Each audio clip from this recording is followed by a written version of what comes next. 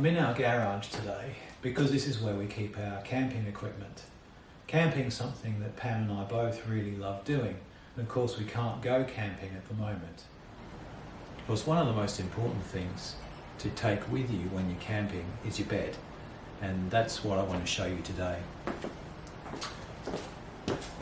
I've got this dusty old thing which opens up to make a really comfortable bed to sleep on, so we're comfortable when we're camping.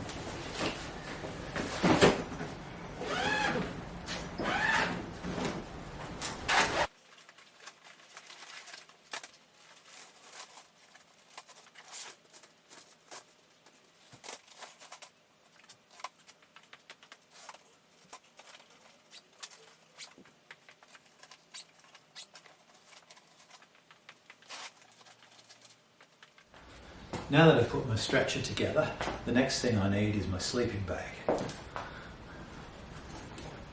Now this is a sleeping bag that my mum and dad bought me when I was younger. And one of the things we did was collect lots of badges, and we sewed them onto the sleeping bag to help us just remember all the places that we've been, so that you can see all of the badges that I've got on my sleeping bag. So I'll pop that down on my stretcher.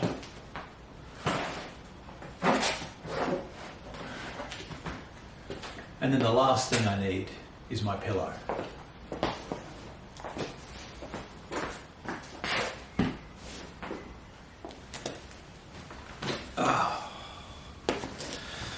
I'm ready to go to bed in my garage now if I really wanted to. Now, when you go to bed each night, do you fall asleep straight away? Maybe if you've had a long day's trekking, if you're out camping, you might do. Or if you've had a happy day playing with friends, you might fall asleep because you're so tired. But most of us, I think, take a long time to get to sleep. And what do you do in your bed while you're waiting to get to sleep? I bet you're spending time thinking. You're probably thinking about the day that just happened, or maybe you're thinking about the day you're looking forward to coming up. And sometimes we're a little bit worried when we're thinking in our beds, and sometimes we're a bit sad. And sometimes all that thinking stops us from getting to sleep. And so although our body is still, our mind is still very busy. Did you know that when you go to sleep, all that thinking doesn't stop? I'm sure you've all had dreams, and sometimes perhaps even nightmares. And what's really happening is that your mind is thinking about all of the things that have happened to you in the day or the days before, and they're trying to understand and put all the pieces together. And that's where our dreams come from. I found some Bible verses that talk about that kind of thinking that goes on in our beds each night. In Psalm 4 we read, "Be angry and do not sin.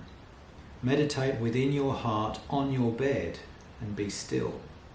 And later on in the Old Testament, in the prophecy of Micah, we read, "Woe to those who devise iniquity and work out evil on their beds. At morning light they practice it, because it is in the power of their hand." Now sometimes in church we talk about an idea we call doctrine. And doctrine really means all the ideas and thoughts and the things that we've learned which help us understand the world that we live in and the experiences that we have every day. And these are the ideas that we're comfortable with.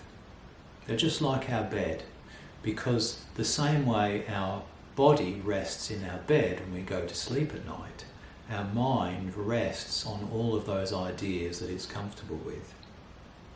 Now when you have an experience which is familiar to you, something that has happened before perhaps, then your mind is comfortable with it, and it really doesn't have to work very hard to understand what's going on and to know how to act.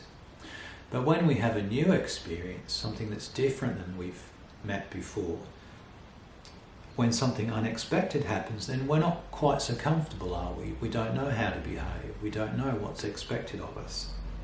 And that's when our mind really has to get up and start working so we can integrate this new experience to life and understand what to do.